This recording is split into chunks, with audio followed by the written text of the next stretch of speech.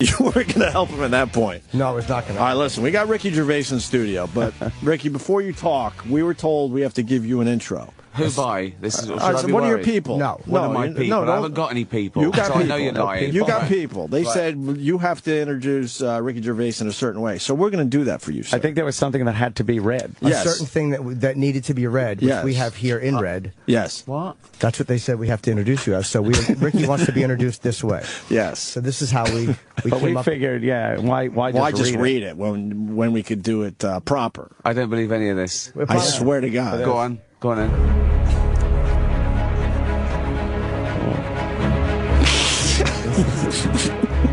He is the creator of The Office and Extras. He's just wrapped up the lead in the new Muppets movie. It's all true so far.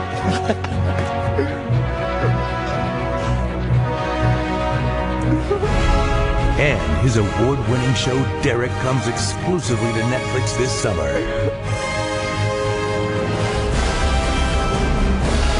Ladies and gentlemen, please welcome to the Opie and Anthony Show,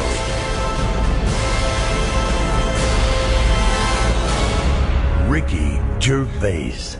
Wow. That's amazing. That is a good intro. I want that on everything I do. It should be. I just hand that to Letterman. That's perfect. And you're the first one. We've Thank never you. done that before. Thank you very much, Well, guys. yeah. Cheers. We almost did it for Louis C.K. once. Almost, but no. You're the first. And of course, we didn't do it for Tom Sizemore. No. Now, what did I miss? Oh, wow.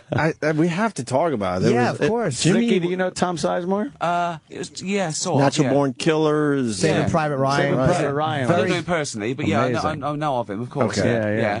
He, it was a little weird. I mean, he's promoting his book, and Jimmy was his best friend in this room because Jimmy read 85% of the book. Yes. I've read a couple stories. I know it's a great book and all that, but Jimmy was all in and excited and Well, this was worries more than me as willing well, to promote because and help him out. Jimmy's not only sort of lost weight and he's sort of cleaned up his act, he's sort of quite sensible and everything. I think he's become a Buddhist because, It's creepy, you right? say he was insulted, but he didn't jump in, he didn't say anything back. This is worrying me. What's happened? I to you? commented to him, but I didn't want to be. He didn't do anything that deserved me to be an overly confrontational asshole. So I didn't want to overblow what was just an irritating moment for me. I was like, all right, fuck Yeah, him. you were irritated. But I do like him, and honestly, the book is great. I can't shit on the book because I loved what he wrote. I like a douche, a whole bunch of questions. Oh, I'll ask this Tom is the that. Jimmy I want. This is the Jimmy I want. This is it. Well done. Wow. a full It didn't page of take questions. long. You're right. Yeah, I'd worry he was going to AA or something. The way But Sizemore was a little wordy, and he was wandering around a little bit. So Jimmy was kind of just trying to help him to a spot, and Tom thought he was interrupting him. Here's what he was talking about De Niro, and there's a big thing in the book where De Niro helps and you know, because De Niro is this mythical figure to all of us. I know you love him, and De Niro took part in an intervention for Tom Sizemore. Like he cared about him and got into this intervention, which was a really nice thing to hear about one of his idols. So he's talking about how he was nice. He got to work with De Niro, and I just threw it. I'm like, and the intervention, like just hoping that he would kind of go in that direction. And he said, "Shut up, you fucking asshole, Jim." Yes, but not quite that honestly. He said, he goes, well, you know, he goes, well, don't interrupt me. He goes, let me finish. You know, don't Howard me. Howard interrupts me. And I was like, okay, that's it for me. I'm finished. Wow. And he knew I was irritated. And I said, yeah, I'm irritated. He knew you were irritated. Whatever. Wow. You're irritated. This is how you know I was because a little irritated. bit. I love Tom Sizemore, and I didn't ask him to sign my photo together. Wow. That's how you know I was You have irritated. no idea, Ricky. He has to have everything signed. Do you not want to look at it? No, it's just, you know, Rip it up. in happier Rip days. it up. I'm just gonna hold it up. Jimmy can remember. Oh, wow. Can we put Tom Sizemore's face on Ricky Gervais? That could be fun. I know, You can relive this. Ricky's been consistently great. Just one of my favorite guests and people. I didn't think Ricky was going to come back. I was explaining outside the studio. Last time you were here, me and Aunt just bailed on you. Yeah. We just had to left, go. but we Yeah, really yeah. had to go. I quite like that, and I was though. thinking I quite like the casual nature of this show. Like, I have to check that we're on air when I walk in. You did, There's people swearing and Yeah, we don't really pay much attention to but we the show. we really had to go that day, and I'm like, But I he's think it never was after coming the back. storm. I think you had some trouble with your house or something. Yeah. Was that just a lie? I You've stayed even till forgotten? like 10:30, I think, or something. Oh, yeah, after Opie jumped right out. I had to pick up my kid, and I'm like, he's not Yeah. coming back. We can't insult But it him like happens. this. But it does happen. How did you and Juliette Lewis hook up? I'm just asking questions that I had for Tom. It's all typed out. Nice. Was I ready to go? This is gonna be a home run, guys. Hold on. Can I do this? Because I noticed this was going on. I'll be Tom Sizemore. You ask the questions you would have asked Tom. Go ahead. Give me one. So I didn't realize you almost got Buscemi's part in Reservoir Dogs. I never almost got that. I didn't think you did. Sorry, why would I mention that? I'm such an asshole. He got that part. You said in your book that Edie Falco was a better fuck when she was drunk. Is that true? I never said that. I didn't mean to paraphrase that. Why would I have made that up? I would never say that about somebody. Yeah, I know. Why know. prepped? This is I don't want this to be like a lesson learned that he goes straight back to living in a bin and drinking meth. I don't want him to have been hurt by this experience. Well, ask for the Ricky Gervais page. Where's Ricky's question? Ricky, I don't have any questions because Ricky is such a fun guy to chat with. All I wanted to do is talk about how fucking I love the return of David Brent. Yes. And the music video. Oh, that was fun. That was It's music marvelous. video. Yeah. Oh, cheers, man. Yeah. What a wonderful music video that Absolutely. was. Equality Street. Equality Street. Equality David Street. Brent trying to change the world one street at a time. Just trying to end racism and homophobia in a reggae song. Yeah. Yes. Yeah, I love it. Really, the fuck with the button suit jacket. Oh, it's cringeworthy. Oh, it's so much fun playing it because you can't be wrong. You just do anything and it's good. Right, it's right. meant to be bad. So, Why do you think people are so attached to that character? Because everyone either sees themselves in it and goes, oh, it's not so bad, other people like me, or they're laughing at him going, oh, thank God I'm not like that. That guy, So, yeah, yeah. But we're all a bit like David Brent, aren't we? Oh, absolutely, It's tapped in, particularly men, you know, men as boys, we never grow up. We all want respect. We always worry what people think of us. So, yeah, I think we're all a little bit, you know, insecure. So I think that's why. And he's funny as well. He's a funny. I never thought of him as a bad person or a bad boss. I'd love him as a boss. You could He'd be the greatest boss. It'd be great. You'd get around him. You could do anything you wanted. Right. As long as you said, David, you're great at squash, aren't you? We should have a game. You go, yep. He'd turn up with his squash kit. You know what I mean? You'd have an hour off work. Just give him a little, like, boost about what he... Exactly. But I used to do that with teachers at school. Funny. Oh, God. A teacher would go, sir, what motorbike have you got? He'd go, it's a Honda foot. And you'd have a whole conversation about that. Because he found his passion. So you'd get away with doing work. So I think guys like that are quite transparent. Yeah. They just want to be one of the gang.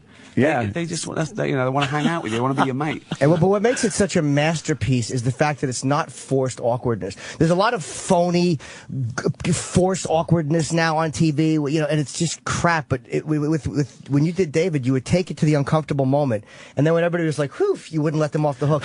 You'd wait the extra beat. We're like, "Oh God, that hurt." It's because David Brent was trying to entertain you.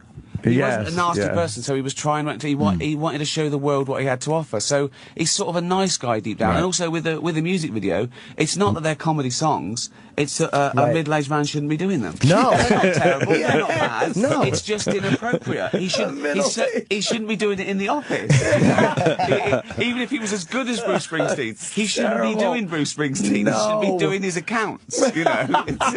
but he also in a music video, when someone says equality, he shouldn't be pointing at himself and the other guy. Like it's just such an obvious thing. Yeah, exactly. He can't in the thing. You know, he can't believe he's got a black friend. He introduced him. He said, "This is Dom, my black friend." You know?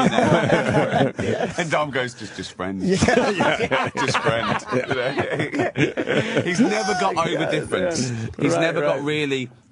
He's that guy who thinks that if he talks about equality and all that. He is it, you know, but he's never really got over, you know, the one black guy in the office, the girl in the wheelchair, any sort of difference, you know. So yeah, that's it. Oh, I'm glad you like that. Wow, I continue to love the absolutely character. love it. Yeah, but I also love the other stuff you do. I mean, like you know, you really have this amazing way of being kind of just bringing whoever you are into every movie you do, and that sounds easy to do, but it's not easy to do. See, you could look at that as he's the least versatile actor in the world. No, I agree with you. Why not yourself? Why, you know, if you put on wigs and funny teeth, you're in makeup for 2 hours. I learnt that. So no, I always do this hair, this face, this voice. They're lucky if I learn the lines. One of the first things I ever learnt with filming was that you know, if you're sitting down and there's a bell goes. And you get up to answer the door with all the different angles. That's a day's work of getting up and down. Yeah. So now I change that line to come in, and then then I can stay seated. And then I'm sitting down for a whole day. The first thing I look at is things like how long's the makeup? What's the? That's funny. Is there any running? I think you'd be sitting down in this scene. There's a reason why David Brent was always sat behind his desk. Made your day a lot easier. Exactly. And he's the lead in the new Muppet movie, but I think we got about a year before that actually March comes of out. 2014. And I was telling that was great fun. Yeah, the first one was great with Jason Segel, and I've seen it probably 200 times because I got a kid. And I think I'm going to see you in my fucking dreams and nightmares. Well, eventually. I watch Muppet Christmas Carol every year, probably twice a year around Christmas, and I haven't got a kid. So I love that movie. I've been a fan for 35 Who are you playing years. in the new movie? I'm the villain. Nice. That's all I can say. I'm a villain, and I have an accomplice who's an evil frog, and we take down the Muppets. It's a bit of a heist, so we have to infiltrate the Muppets. An evil frog. Yeah, an evil frog. I'm talking about it like it's like Usual Suspects or something. Yeah, you just changed a little bit. Maybe I'm taking it too seriously. Honestly, it was great fun, and I discovered that the puppeteers are amazing. They're always on. You know, they're actors and comedians themselves, and when that puppet goes on, it's you don't see the human. That puppet brings it to life. And sometimes I'm chatting to the puppet character, and I forget. And you see sort of extras sort of looking out the corner of their eye, thinking, "This is weird." He is talking to a frog or a pig. It's amazing. It's a great film as well. It really is. I think people think that it's like a knockabout TV project, but it was a $200 million movie that last. Oh no, it's going to be huge. It's huge. The franchise is back, and the production values are amazing. Yeah, absolutely. They built the Tower of London. It was unbelievable. It's going to be great. Was it CGI as well as I mean everything. Yeah, I mean they've got that's what takes the time. You know, they take out all the sort of like the rods and the stuff. Right. There's lots of teams of people dressed in blue making these puppets come to life sometimes. But it's amazing, yeah. And I had to sing and dance. Right. Oh wow. I'm an all right singer. Dancing, not awkward, so much. Awkward. Really? I think you can see how uncomfortable I am in some shots. But luckily I was meant to be uncomfortable. I think you've danced well. You've mixed a little bit of flash dance with some MC Hammer shit. That's right. Yes, that's right. Yeah. Bite that lower lip. I've still, the white man's overbite. I've still got the moves. Yeah. Now you filmed the movie already. Now you got to wait a year. Is that frustrating at all? No. Being a creative person, don't you want people? No, Sorry. because it's sort of not my. Are you interrupting me? Yeah, I know. I was. Oh shit! I'm gonna take Opie. it differently than Jimmy. Yeah, I was. Awkward. No, I think you just sort of like. I'm very excited about it, but you sort of put it out of your mind because there's now a team of 50 people take over. Right. You know, and as much as I loved it, and it was, you know, they say it was designed for me. You never know. But it was very me. I read it and I thought, oh my god, this was written for me. And they said, yeah, it was. Well, I don't know, but that's very nice for them to say so. It's not my baby, you know. I'm not like the other stuff I've done. Right. You know, it's like I have it a year before we film it and a year after, and you know, so I feel that this is one of the first times. It's the biggest movie that I've been a lead in that wasn't my baby, if you know what I mean. Gotcha. So I've just got to sort of let it go and hope it's great. And I don't know why it wouldn't be. Every day was funny. Yeah. You know, the script was funny. I've never grown out of talking frogs and prawns. I've never grown out of that. I never will. I never will. I don't know what age I have to be where a Spanish prawn isn't funny talking. So yeah, I'm really looking forward to it. But it's weird to give up the control, right? Because if it's your project and you have a hand in it, you certainly have a certain say over it. But once it's somebody else's work, once you do it, you just have to trust it. You're like, oh, I hope they don't fuck it up. But I do that so. You know, things I do like that are so few and far between. But that's nice as well. It's nice to walk away. You know, I think you have to be 100% involved or not at all. I think it's that middle ground that stitches you up. Right. Where you have to, you know, have your credit and it wasn't you, or you know, or vice versa. So I quite like this. Once there's a great team and you can trust them, and they've got a proven record. The last one was great. Oh hell yeah, yeah. You know, yeah, and I was very flattered to be. I'm always flattered that someone wants to work with me. I can't believe it. You know, me? What? Really? Leading them in a Muppet movie? I thought, you know, so yeah, it was great.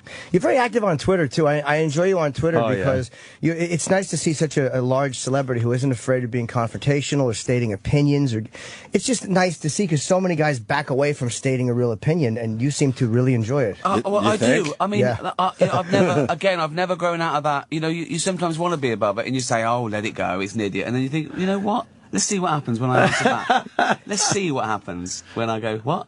You know. But I did it, you know, partly as an experiment. Like, you know, everything you do is a bit of an experiment. You know, you do the podcast, you never know whether they're going to work or anything. And a marketing tool. You know, you want to get up. It's part of the media. Sure. Really, you know, 4.5 million followers is bigger than some newspapers. So you want to go, you know, buy this or no, I didn't say that. You want to sort of, you know, have your own story. But then I realised how much fun it was and how many lunatics were on there. Right. Crazy people that are fun. And also, you know, I follow philosophers and neuroscientists and they're great as well. But I do like some of the people, they don't know what they're saying. You know, someone sent me, I think I told you this last time, that everyone is entitled to their own opinion, so shut up about your atheism. I just don't see. Don't you see that when as a joke, that's brilliant. Yeah. But as a serious comment, it's tragic. There was one guy on there about Jesus, and I said something about Jesus being Jewish and that. Some creationist said Jesus was not Jewish, he was Christian. Was he? He was Christian, was he? He called himself. Hey, Jesus. Named after himself. That's like Lou Gehrig's disease and getting Lou Gehrig's disease. Exactly, yeah. No, it is fun. It is fun to see, to just put it out there and agitate. So, yeah. Did anybody retweet your, what was it, 10,000 pounds you were offering? If nobody that was unbelievable. Retweeted? Again, I'm just bored. You know, I do a lot of driving from place to place, and you're never alone with Twitter. As you go on there, you think, what's going on, you know. True. And I said, someone had said, could you tweet something so offensive that no one retweeted it? And I said, no, impossible, right? Just like I couldn't tweet anything that no one found offensive. Right. You know, and so I thought, and I said, if no one retweets this, I will give £10,000 to charity. 500 retweets, I mean. Because they want to get it out there that this is an interesting. I go, right, you don't understand. Let's try again. People are going, those fucking idiots, they're idiots, right? And so one person said, all your followers are idiots. Well, if that's true. And then I said, okay, let's try again. If no one retweets this or comments on it or replies, right, I don't know, 15,000. 500 retweets. Okay, one last chance. Yeah. So it is an amazing social experiment. It's an amazing social experiment, and as a sort of observational comic, which I am vaguely, you know, I'd have to go to institutions to meet people like that. Maybe they knew what they were doing and they just hate charity. They're like, we don't want this money being given to charity. Well, I think it's some people can't resist. You know, there's too much. People want to blurb everything out there these days. Yes. It's the equivalent of it's graffiti. You know? Twitter is being able to look at every toilet wall in the world and write something on it if you want. I mean, that's amazing. And delete it if you want. You know, it's graffiti for everyone. I was saying, as a kid growing up, the equivalent of Twitter was the school desk, because in like third period or fourth period, you'd sit there and be like, whoever sits here during fourth period sucks dick. Yeah. And then the next day be like, fuck you, asshole, I'm going to kick your ass. You couldn't kick. And you carry on a dialogue day to day with somebody on your desk. Now it's instant, but you know what? The content hasn't changed. No, of course it hasn't. Fuck you, asshole. But it's exactly the same as cavemen blowing woad on their handprint. Right. I was here. And that's what fame is. That's what people think fame is. Look like, I was here. Right. Well, you're here anyway. You don't need to prove this to anyone. You are here. But it's just an extension of that, you know, the Andy Warhol thing. That on Twitter, everyone can be famous for 5 minutes. And if somebody, like, is the first to retweet you with whatever you tweeted, even if it's $15,000 or pounds to a charity. Yeah. They want to be like, oh, look, I retweeted it first. And the Holy Grail is getting retweeted by someone with a lot of followers. If you retweet someone. And now people don't care. It's like they don't care whether they're famous. There's no difference between fame and infamy now. So someone can say something really nasty and makes it look stupid, and I can retweet it, and everyone can go, "You idiot, you fucking idiot." Yeah. They retweeted going, I just got retweeted by Ricky Gervais. Yeah, but he made you look an idiot in front of the world. Why is that? Why are you happy with that? Doesn't matter. Why is fame better than dignity? I don't understand. They rarely go hand in hand, by the way. It's like this easy, really? Yeah. It's a high five from somebody famous. It's acknowledgement. It's a high five from somebody who you admire. It's a punch in the face. Right. It's Yes. a snub. Yes. But you didn't like it when someone famous told you. You didn't go, wow, I was insulted by someone I really like. No, I didn't care for it at all. Oh, the look on Jimmy's face. Wow, I wish I had that on camera. He was out of it right then and there. It was like, I started getting excited. I'm like, this is gonna be Jesse Ventura all over again. Would I have liked it, or would I have felt awkward? I don't think you would have felt awkward. You like car crashes? One more, seen him? One more altercation between them, and it would have gotten very bad. But it was right at the precipice where it was It could have went still either okay. way. Jimmy was annoyed. Sizemore knew he was annoyed. So if he would have done something to Jimmy again, forget it. To annoy Jim would have like. There's no way you would have controlled yourself. Again, no way. I'll tell you this, even though I was irritated, the book is great, and I'm not going to shit on the product because I meant what I said, how good it was. Yeah. And I still think he's a genius actor. I mean, there's a price to pay. Is integrity. But I really mean that. Are you sure you're not a Buddhist? Are you sure? I know, I'm just angrily ripping the book up and crying while we talk.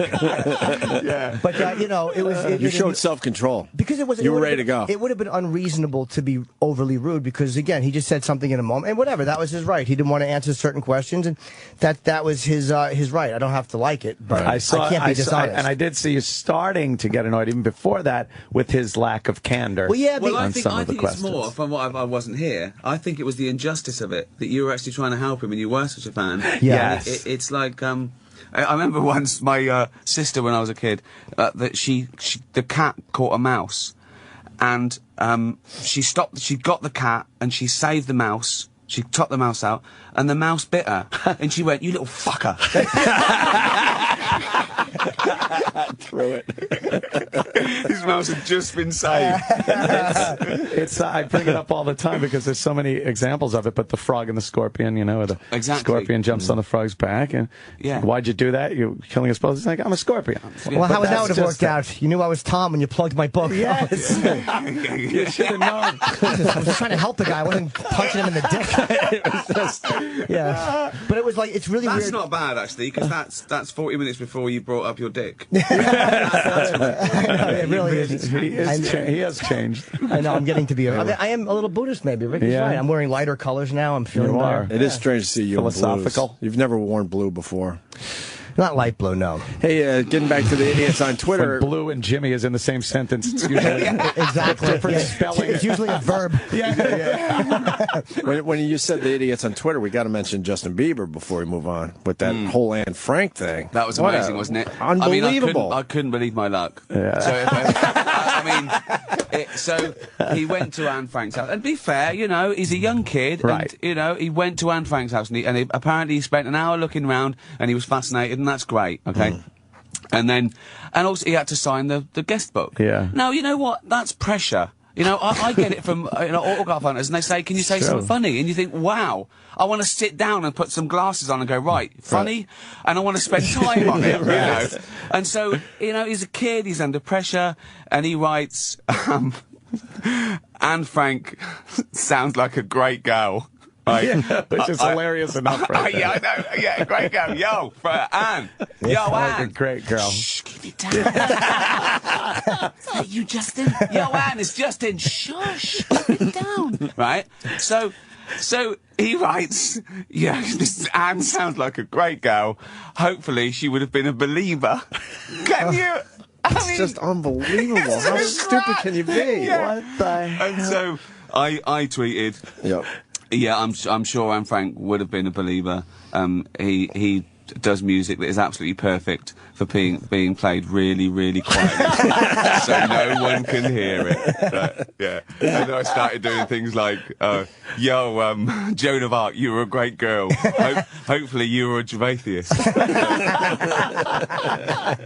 But you know what? He's a kid. And everything's under scrutiny these days. Yep. Can you imagine people finding the things you wrote on a school desk? Exactly. You know, when you were 19. Yeah. I don't know why you're hanging around the school at 19, but yeah. Simon Pegg tweeted something about him in that context and said, you know, wow, I guess all of us at 19 were just writing amazing things about people, and you can't even fill out a birthday card coherently at that age. Yeah, no, it's you know, it's that double-edged sword of fame and infamy where you know, he gets the benefits, and he's got like 30 million believers thinking that he is a deity. But in your head, but then you've got to think of course, somewhere that the reverence of Anne Frank and well, I mean, I think you're allowed to satirize and tease people for doing stupid things, as long as you don't do with you know what he is. He said something silly, you know. And I think people know deep down that he's not an evil person. It wasn't like we were saying having banned, you know, take him out. He's an anti-Semite. He wasn't that. He was being nice. So you know, he was actually being nice. He was trying to be nice. It came out a little bit crass. It's a lot nicer than what Ahmadinejad signed in the fucking book. I mean, you know, it's one of those things where we punish each other for making mistakes, and it's really a weird thing because we all do it, and we're all kind of opening ourselves up, and as soon as somebody trips up, we pounce on them. Well, even the slightest things, spelling, grammar errors on Twitter are pounced upon. Well, I think it's that there is a society of Schadenfreude now where we want people to do badly. If they're doing well, we want people to do bad, which I've never understood, really. I've never understood jealousy of someone that it doesn't affect you in the slightest. Right. I don't know what that is, why they want, you know, to bring you down. And I think, you know, we tease each other all the time. But if we were in a bar and someone else came along and insulted Jim, you'd go, whoa. Yeah, what are you saying? He's our little gimp to insult. I mean, if anyone's going to insult him, we are. And I think that's the difference. That there's a real affront to when a journalist bothers to absolutely decimate your character for no reason. You want to go, why are you doing that? If not to, you're rallying the mob there. You don't know me. You don't. And I think that's what people make the mistake. People think they know you, and it's a difference between your character and reputation. Reputation is what strangers think of you, and it shouldn't matter. But it does. It gets to you. You know. Yeah. So I imagine being Justin Bieber is hell. Do you know what I mean? It must be. Looking in from the outside, it's like, wow, you get the cars and the money, the girls, the this, the like, all that stuff. But he has that, so that's just there for him. I mean, now there's only the shit part. Of course. I mean, that's it now, isn't it? What's he going to do next? Where's it going to end? Yeah. It's like you know, it's as big as anyone's ever been with no foundation, really. But I sort of feel sorry for him, really. I don't mean no foundation. He's got no talent. I mean it happened too quickly. Yeah, one day all of a sudden there's just explosions at the malls of girls going to see him. And I don't think you should ever be held accountable for things you did or that happened to you when you're 14, 15, 16. Right. It's so unfair in this world. And to try to hang on to that, it's bad enough being 50. I can't imagine what it's like to have that sort of attention when you're 19. Jesus. To try to hang on to that fame and recognition, adulation has to be unbelievable at that age. Like knowing that you made it so early. I think that's the mistake. I think they try and hang on to the fame, which is the least important and worst bit of it. You think you've got to hang on to why you were famous. If you're a songwriter, keep writing good songs. Right. Do you know what I mean? And I think that's what people, they get desperate. They get addicted to the upshot of what they used to do, which is the fame thing, and it goes wrong, so they start doing celebrity rehab, you know. Oh boy. They do it. There was a thing, the Celebrity Spa, where people who used to be famous for 10 minutes are now having enemas to get another 10 minutes on stage. And I want to go, you don't have to do this. No one's sitting at home going, I wish that bloke was on my telly again with a tube up his arse. No, you don't don't have to do it. Just do what you enjoy doing. If that makes you famous, so be it. If it doesn't, so be it. Right. And you got to to, not to quote the Office again, but you got to, what is it? If you want to enjoy the rainbows, you got to sit through the rain or whatever. If you enjoy the rainbow, you got to put up with the rain. Yeah, that's the way it is when you're performing. I mean, you're going to have your little down times. They'll just make you appreciate the better times. And then so far, I feel that 23 years of downtime, something great is about to happen. Any moment. No, you've already turned your life around. I figure once you bounce your head in mediocrity long enough, sooner or later you're going to break through. I'm slightly disappointed. Why? Well, because I used to come in here and I used to get this little huddled mass. you look like a little angry bee who'd been given some sort of illegal drug, and you were just and now you've turned your life around. It's no, I'm not disappointed. No, I really am a phony though. I walk out, Ricky, baby. Yeah. I was waiting for the day where I'd get a phone call and go, no, he's dead. I go, right. We don't know. There was stuff coming out of different orifices. And just went too far. A belt around his neck in a pornographic magazine. Yeah. Apparently he was alone. Believe me, that's how it's going to happen. But what is that? What is autoerotic asphyxiation? But why do that? That's crazy. I mean, the first time you do it, and you're hanging there, don't you get a glimpse of yourself in the wardrobe mirror and go, what the fuck am I doing? Yeah, what am I doing? I'm never, what the, and do they leave notes to their friends going, listen, I'm into nearly hanging myself. If you come round and find me with a tie around my neck, just take the tie off. And say someone strangled me. Yeah, or pull my pants up. At least, take my dead hand off my dick. I don't really get that whole thing. No, that's crazy. I've known a couple of girls that want to be choked. That's what you told yourself. Okay, I'm leaving. This is too scary to me. Not to completion. Not to fucking death. But like a hand on the throat or that. I don't understand it. Like, I'm not that guy. I can't fucking play act like that. It's like, what happened to the passion? Where's the nice little rose and the candlelit dinner? I don't need to fucking pull some serial killer. Do you go shit for it or what? No, I got to lean a little. All right. Lean a little. Lean a little bit. It's scary because you don't want to hurt When somebody. do they break that to you? Is that in the restaurant? It would be nice. Do you want dessert? No, I want to be strangled. I'll be sick. I can't have a cheesecake before you strangle me to near death. It would be nice to have that and know that was going to be thrown in there. But no, it's usually in the middle of the act, and it's grab the hand and go, just squeeze. What do you mean Squeeze. Usually? Who are these girls? There's been a couple of instances. There's been a I'm few. not kidding. God! There was a girl that literally wanted me to hold one of my pistols to her head. Jesus. And What do you mean your pistols? What, you've got a gun and you strangle girls? What is this? Thank you, Ricky. Thank you. We want to thank you for this. They've taken all the bad shit from Jim Norton and they've injected it in you. It's like one of those terrible 80s body swap movies. No, there was a girl who wanted me to fucking put her in my brown Volkswagen and kill her in Florida. Really, Ted?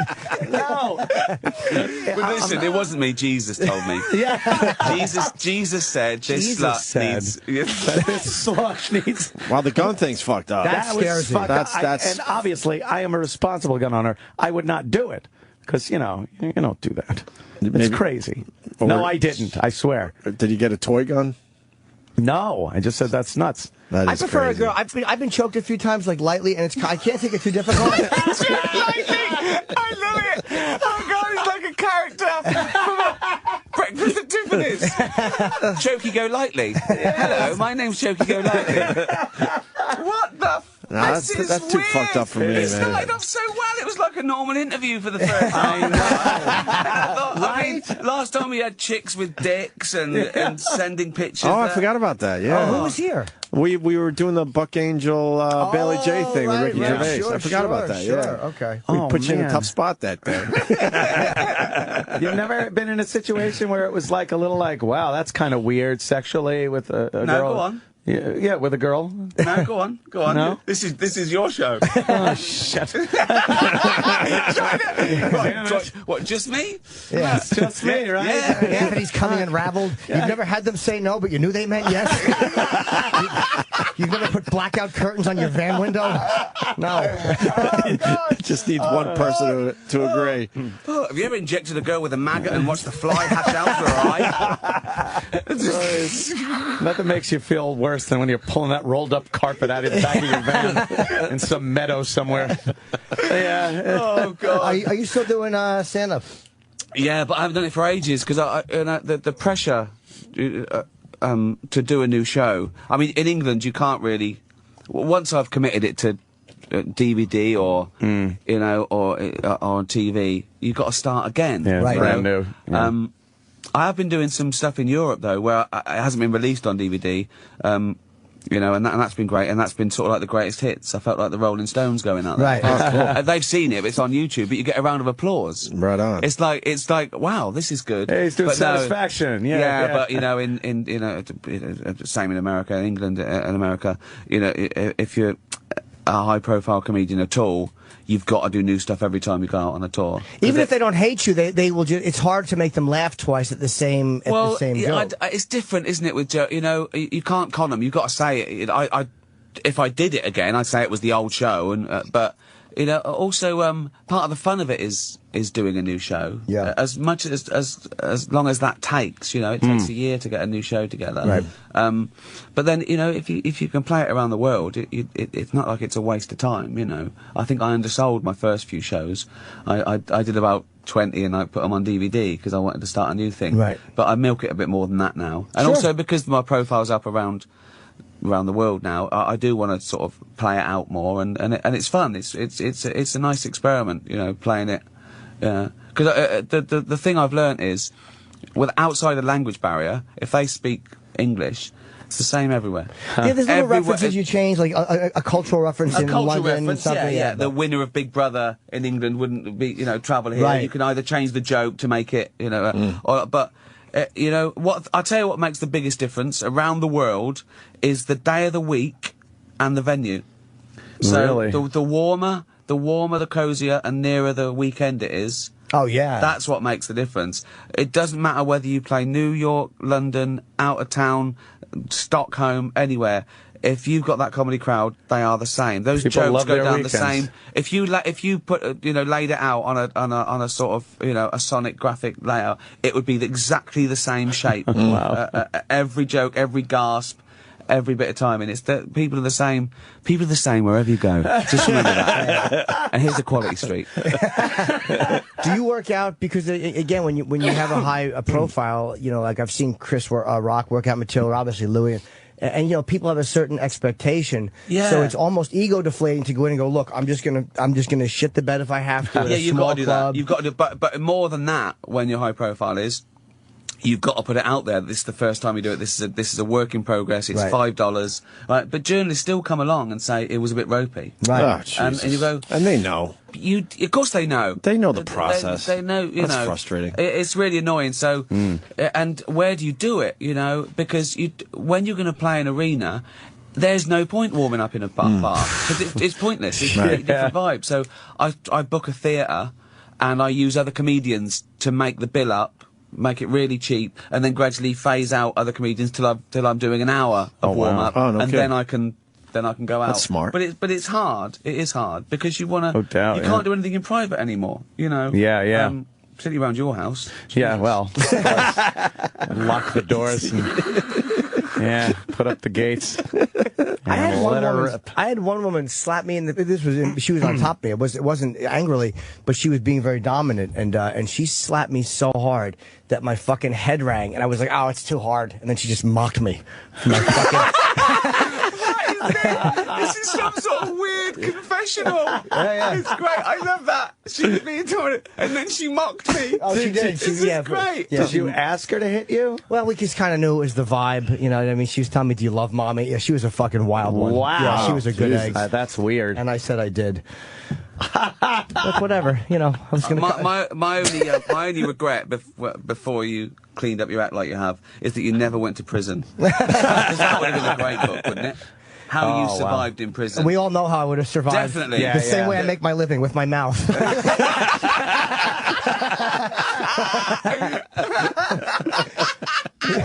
Oh God! But no, I'm the same guy you've always known. I haven't changed. Like, I've been sober since I was a very young age, so I didn't clean up. I just got a little bit thinner, but I've been the same kind of... Why did you lose the weight? I don't think we ever asked you. Oh, You're Ricky about asked me 20... too. 25 pounds Between 25 down. and 30, yeah. I just had a moment of clarity. Oh, Kevin asked me. I just had a moment of clarity where I just got sick of the self-hatred and being in the mirror.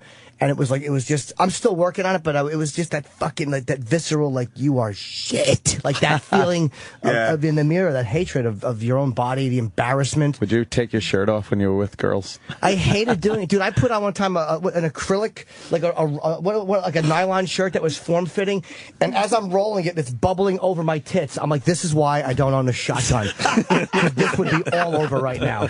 I was rolling it down my fucking body after a shower when the steam is clinging to you.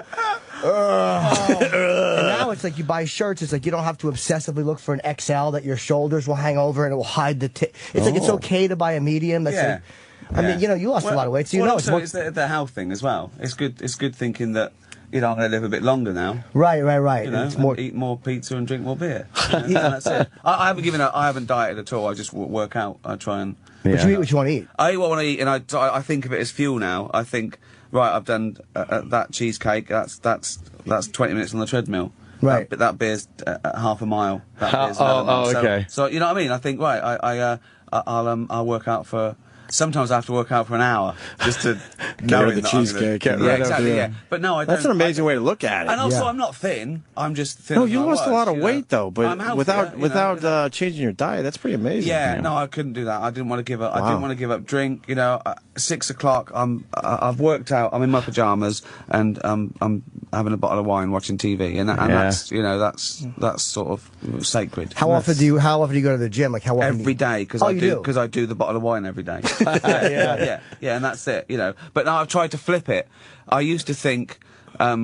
That I'm going to do this and then I'm going to punish myself the next day.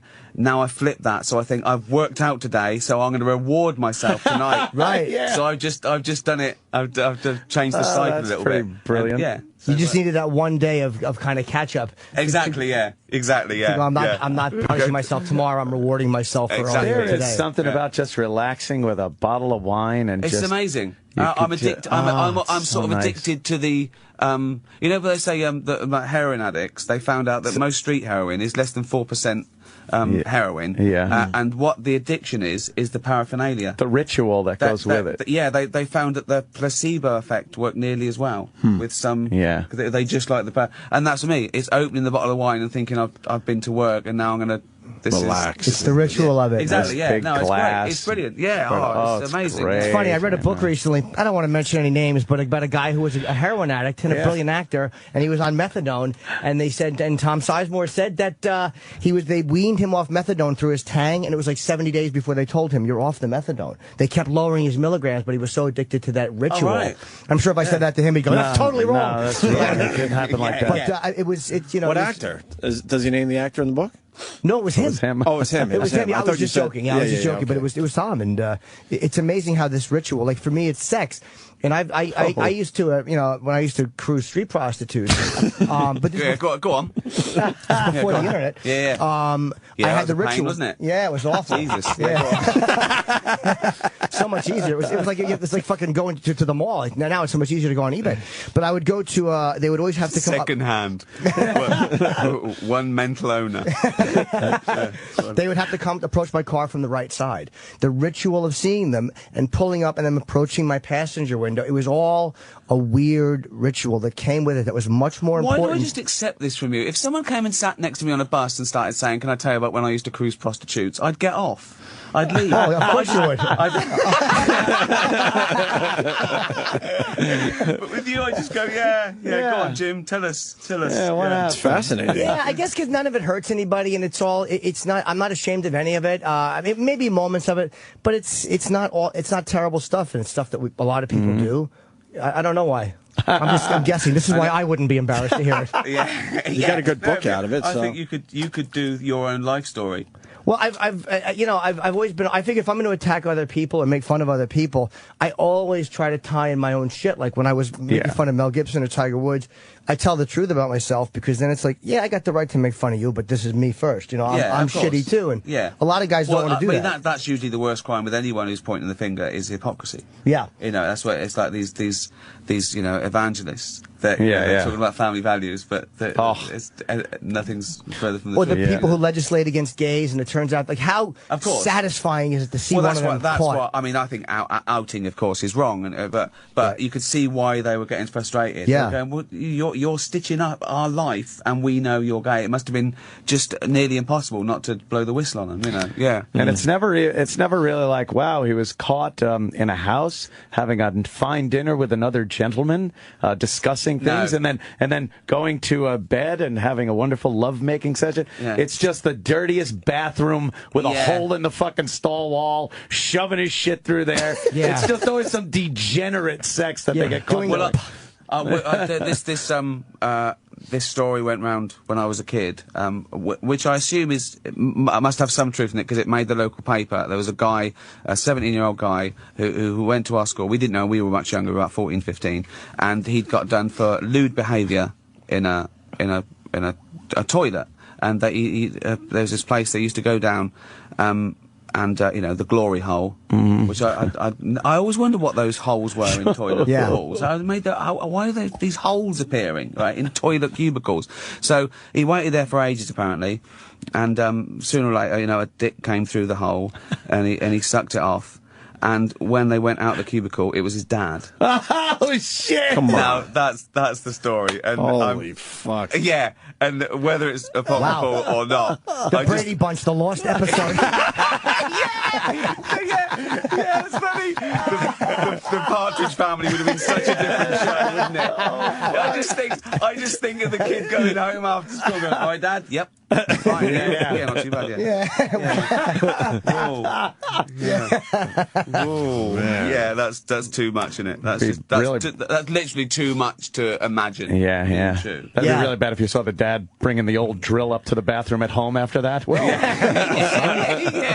I mean, broke the ice. But I tell you though, when you look at a hole like that in the wall, you got to respect somebody who's willing to put their dick through. There's no greater moment of faith. When you put your dick through a hole and your face is against. You don't know who's on the other end. Exactly. You know, someone from Seven just puts a hat pin through it, and then you're stuck there. A hat pin gives you a mobile phone and go, you call your wife. Yeah, exactly. Yeah.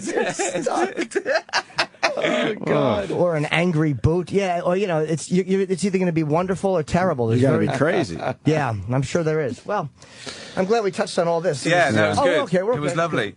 It was just like my time on Charlie Rose. It's wonderful, right? He's a great interviewer, right, Charlie Rose? He's brilliant. He really. I saw him interview Bloomberg and I forget what other mayor. It might have been Schwarzenegger together, but a couple of high-profile guys, and he's just so comfortable with anybody talking about anything. I think he's because he's so trustworthy.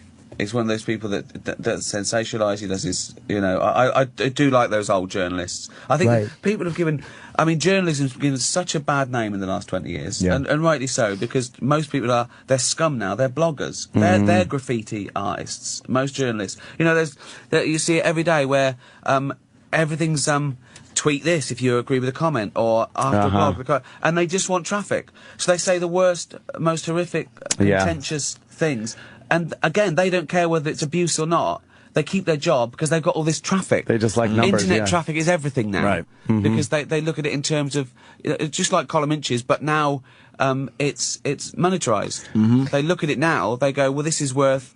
This article made the paper £10,000 with hits and eyes on. So the content adverts. Doesn't matter. Yeah, it's just not. No, it's sheer just amount driving of traffic. Eyes on the So page, what's going to get people to look in? Some controversial stuff. So it's the shock jocks now. The shock jocks that used to be only on radio and are in big reputable papers. But they're never held. This is why I hate them so much, is because they're never held accountable the way they expect entertainers or other people to be held accountable as far as apologies and saying you're sorry. When they do more to what's the word, to damage people than comics do or than anybody else, but they're never expected to say they're sorry. Because they have an absolute position of privilege, is that everyone believes everything they read. That's the terrible thing. Yeah, which is weird. How many times you can prove a paper lies, the next time you read it, you believe it. And you believe it, I read stuff myself, and it's about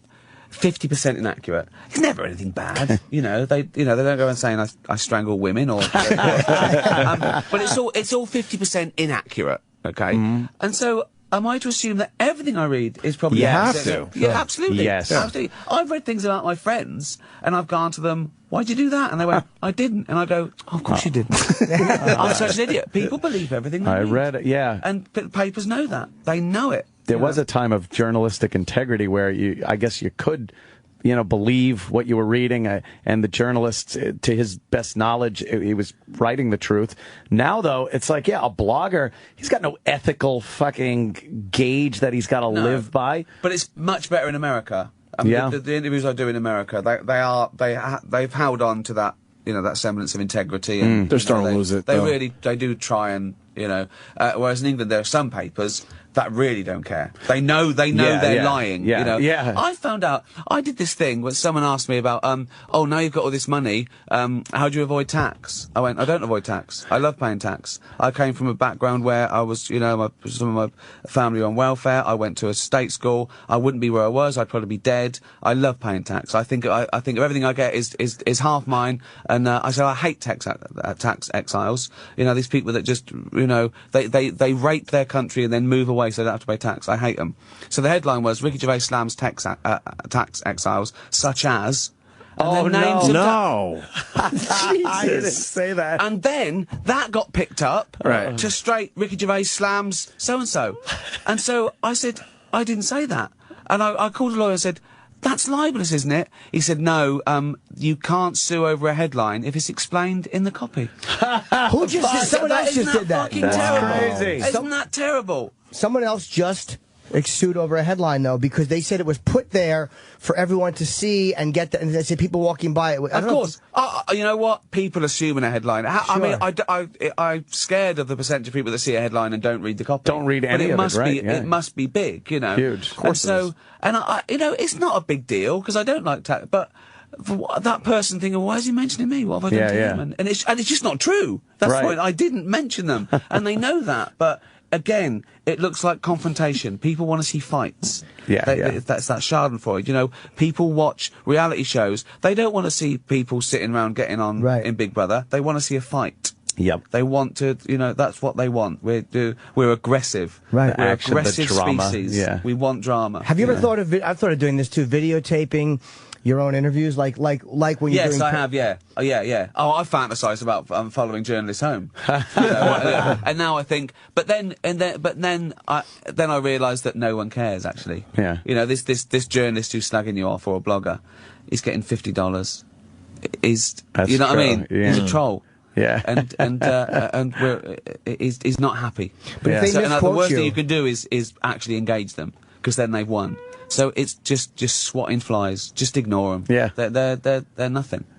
But if they misquote you, because you have a big enough following and a powerful enough voice, if somebody misquotes you and out, like something like that, which is really an egregious lie, and you're able to post the audio of it or the video, of course, and say this person is lying. But here's the thing: so there might be a snipey headline of me, right? And he's in a shitty little paper, and I've got 4.5 million. I can retweet that and go, "This bloke's a liar." He will get so much shit. Yeah. But 4 million people have seen it that wouldn't. Right. So why am I giving him publicity? That's true. No, if I don't retweet it, no one's read that shitty little article. If I retweet it, they've all read it, and he's won because he got traffic. He just wants more eyes on his shit. You can do that with They want Twitters. you to engage. Yeah. They've won. If you don't engage, no one's heard. When of them. people tweet and they have like 1 or 2 followers, it's useless to retweet them and bash them on it. Yeah. So I just direct message them that their mother does sexual favors of some way, shape, or form. And that I will be blocking them, and then you block them. Exactly. Yeah. Blocking is fantastic. Yeah. Because being a troll is literally the weakest superpower you could have. You troll someone, you say they block you, they're gone. Yeah. They're virtual. They don't exist anymore. Right. It's literally the shittiest power you can have. It's shouting out of your own bathroom window when no one's around. Yeah. They want attention.